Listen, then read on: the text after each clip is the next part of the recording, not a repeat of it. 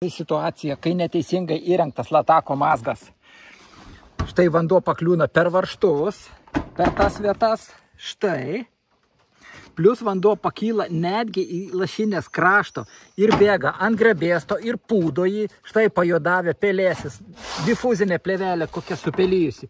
Jos eksploatacinis laikas sutrumpės dvigubai.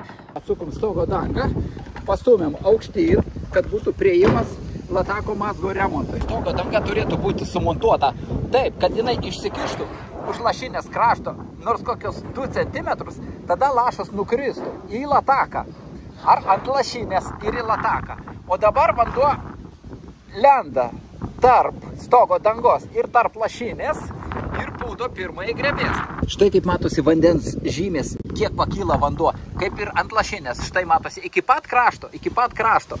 O stogo varžtai įsukti dar arčiau, taigi vanduo iki varžtų pakyla daug greičiau nei iki lašinės krašto. Ir štai koks rezultatas. Viskas pajodavę, mediena pradeda pūti, pelyti, aplink varžtus išpūna, per tas vietas pradeda bėgti vanduo vis gilyn ir gilyn. Štai sumontavome naują lašinę.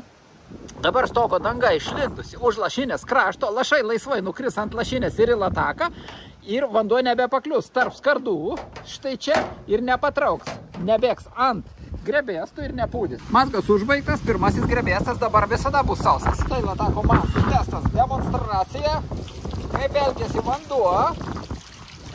Štai dabar vanduo ant lašinės nubėga, į lataką tiesiai nubėga.